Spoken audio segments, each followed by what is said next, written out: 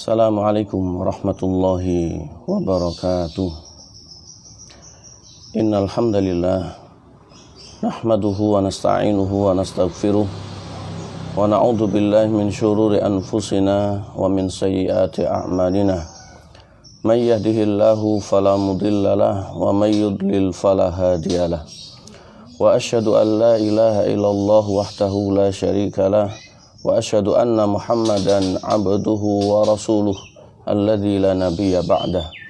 Allahumma salli wa sallim wa barik ala nabiyyina Muhammad wa ala alihi wa ashabihi wa man ittaba'ahum bi ihsanin ila yaumil qiyamah. Amma ba'd. Ma'asyara ikhwanana al-kiram, kaum muslimin muslimat, saudara-saudari sekalian dimanapun kita berada. Pagi hari ini, puji syukur alhamdulillah, kita diberikan oleh Allah kesempatan untuk hidup. Kita diberikan oleh Allah nikmat untuk bangun sehingga kita bisa sholat subuh. Mudah-mudahan nikmat Allah yang banyak, yang tidak bisa kita satu persatu menyebutnya, senantiasa mengarahkan kita kepada ketaatan dan menjadikan kita termasuk orang-orang yang semakin beriman. Amin Allahumma amin.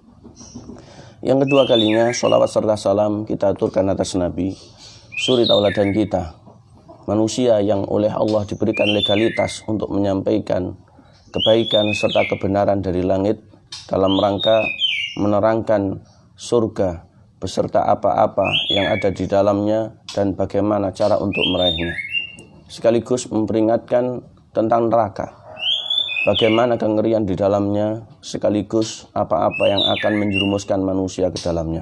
Mudah-mudahan kita termasuk umatnya Nabi yang taat, yang konsisten, yang komitmen, dan senantiasa ajak dalam sunnah beliau sampai dengan akhir hayat nanti. Amin Allahumma amin. Ma'asyiral kiram rahimakumullah, Bapak Ibu, saudara-saudari sekalian dimanapun kita berada. Pagi hari ini, mohon maaf, ada sedikit gangguan dengan kebisingan beberapa peliharaan kami, juga dengan kondisi suara yang kurang begitu lantang karena sedang flu sedikit. Maka insya Allah mulai hari ini dan tidak tahu sampai dengan kapan, kita akan membuat video pendek untuk berbagi faedah dan kebaikan seputar sifat sholat Nabi. Yang akan kita pelajari pagi hari ini yaitu tentang niat dan takbiratul ihram. Niat dan takbiratul ihram. Niat yang letaknya di dalam hati dan takbiratul ihram yang menjadi awalan sholat, mulai bacaan, kemudian gerakan, dan juga posisi tangan. Kita akan menyarikan dari kitab yang sangat fenomenal, yaitu kitab Sifat Sholat Nabi Sallallahu Alaihi Wasallam Minat Takbir ila Taslim Ka'annaka Taroha, karya dari Syekh Imam Muhaddits Muhammad Nasiruddin Al-Albani. Kalau dalam versi Indonesia, Sifat Sholat Nabi karya Syekh Muhammad Nasiruddin Al-Albani.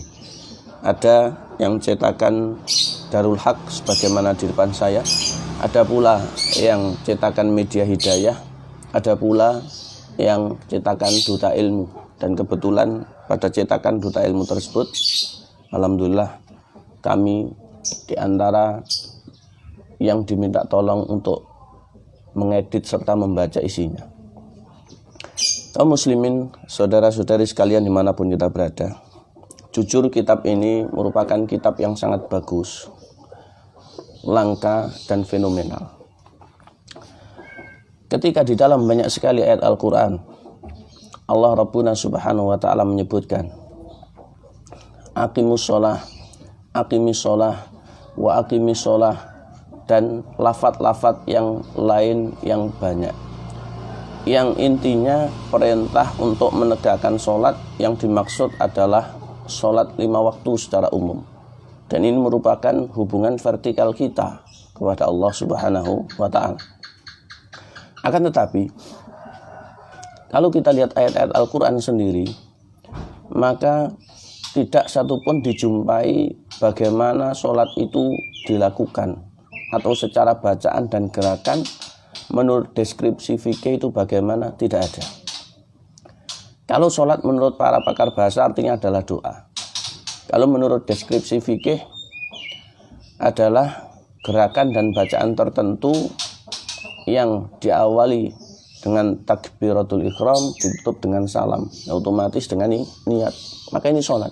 Maka Nabi kita yang kemudian memberikan contoh atau sunnahnya, baik ucapan, baik perbuatan, dan juga kalau kita lihat secara konkret, ulama-ulama kita, ulama-ulama hadis, ulama-ulama fikih, mereka menulis seputar bahasan sholat dalam kitab-kitab terkenal mereka. Dan kebetulan Syekh Muhammad Nasiruddin Al-Albani, alhamdulillah diberikan oleh Allah Subhanahu wa taala keluasan ilmu sekaligus pemahaman yang lurus. Beliau menuangkan dalam kitabnya, dan edisi kecilnya seperti ini karena ada edisi yang tebal sebanyak 3 jilid. Kitab sifat sholat Nabi ini ditulis oleh beliau dalam waktu yang sangat jauh lamanya dahulu, kemudian menyebar bahkan sampai kemudian ke negeri kita. Dan jujur bagi saya, kitab ini adalah kitab merupakan anugerah Allah yang diberikan untuk saya pribadi. Sedikit saya bercerita ke belakang. Dulu sekitar tahun 2004, ketika itu saya nyantri di salah satu pesantren di Malang. Maka kiai saya memiliki kitab terjemah sifat sholat Nabi yang terbitan Media Hidayah. Kemudian saya penasaran. Setelah itu saya baca dan saya baca. Mulai dari awal sampai dengan khatam, bahkan marojik atau kumpulan literaturnya kitab ini ditulis asalnya dari mana saja saya baca.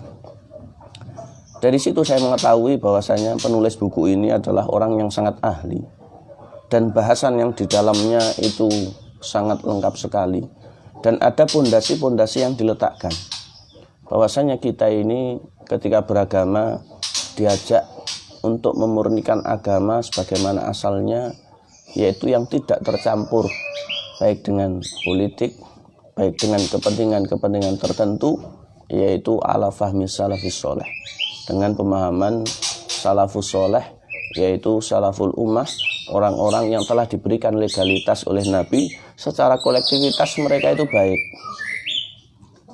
Sehingga saya pribadi dulu mengenal dakwah salafiyah, mengenal manhaj salaf, kemudian semakin mendekat dan belajar ke sana, dan sampai dengan hari ini alhamdulillah diantaranya Allah berikan nikmat lewat buku ini, sehingga pernah kami baca, dan alhamdulillah saat ini pun kami memilikinya dalam edisi bahasa Arab.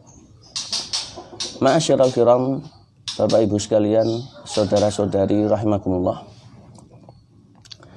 Kitab ini diawali oleh penulisnya, yaitu Syekh Muhaddis Imam Muhammad Nasiruddin Al-Albani, dengan pembahasan yang panjang dan lebar, diantaranya dalam bentuk pemaparan, kemudian dalam bentuk bantahan-bantahan, kemudian dalam bentuk penjelasan, serta menukil perkataan para imam. Di antara yang ada, yaitu para imam 4, dinukil ucapan-ucapan mereka. Di antaranya imam-imam itu ada yang mengatakan idza shahal hadits fa huwa madhhabi. Apabila hadis itu sahih, maka itulah madhabnya, itulah madhabku, itulah jalan fikihku. Maka dari sini kita berfikih, sekalipun sesuai dengan mayoritas kondisi masyarakat kita, tapi yang namanya manusia itu tidak maksum kecuali yang dimaksumkan oleh Allah. Para imam kita banyak benarnya, salahnya itu sedikit, tapi tidak luput dari salah. Maka bila mana dalam fikihnya, menurut timbangan, menurut para ulama, ketika ditelaah berbenturan dengan kitab was sunnah, maka yang kita ambil adalah kitab dan sunnah. Yang pertama, kita bahas seputar niat. Kenapa ini penting untuk kita bahas? Nabi menyebutkan dalam hadis Sahih Bukhari Muslim, innamal a'malu binniyat. Dalam lafaz yang lain, innamal a'malu binniyat. Jadi amal perbuatan itu tergantung niatnya. perbuatan apapun itu yang membedakan ada pada niat. Hanya saja dalam sholat Nabi tidak pernah melafadzkan niat. Demikian pula dalam sholat para sahabat tidak pernah melafadzkan niat. Kalau dikatakan secara pelafalan niat itu ada, maka zaman Nabi tidak ada, zaman sahabat tidak ada. Zaman para ulama itu ada sebagian, kemudian yang menjadikan masalah ini memasukkan dalam bahasan mereka. Tapi secara umum Nabi tidak melafadzkan, sahabat juga tidak melafadzkan. Allah Maha tahu apa yang ada dalam hati kita, sehingga kita sholat, kita luruskan. Sholat kita ini karena siapa? Sholat kita ini untuk siapa? Dan sholat kita ini benar-benar amal ibadah yang tidak ada tendensi tertentu secara duniawi. Memang sholat itu menyehatkan, tapi bukan berarti kita sholat untuk sehat. Memang sholat itu positif, tapi bukan berarti kita sholat kemudian ingin hal-hal yang secara duniawi itu baik. Kita serahkan semuanya kepada Allah Subhanahu wa ta'ala.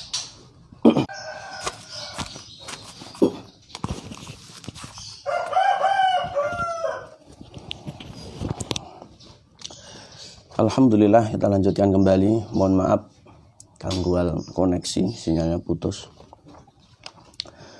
Maka setelah niat betul-betul kita tata, niat ini kita tuluskan, kita tujukan hanya kepada Allah Subhanahu wa ta'ala. Selain dalam hadis juga dikatakan, Allah Subhanahu wa ta'ala juga menyebutkan di dalam ayat surat Al-An'am, Qul inna sholati wa nusuki wa mahyaya wa mamati lillahi rabbil alamin. Nabi Muhammad sampaikan, ikrarkan bahwasanya sejatinya sholatku, ibadahku yaitu kurbanku, hidup bahkan matiku semuanya teruntuk Allah Subhanahu wa ta'ala, Tuhan semesta alam. Dan dalam surat Al-Kautsar Allah juga memberikan perintah, fasholli li rabbika wanhar, maka sholatlah karena Tuhanmu dan sembelihlah binatang kurban.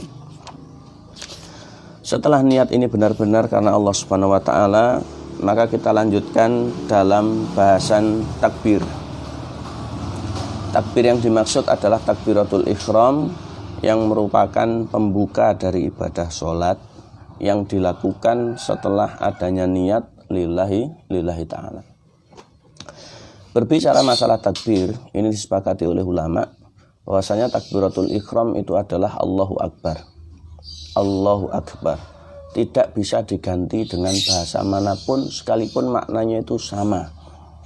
Bahasa Indonesia, bahasa Jawa, bahasa Madura, bahasa Inggris, dan bahasa-bahasa yang lainnya.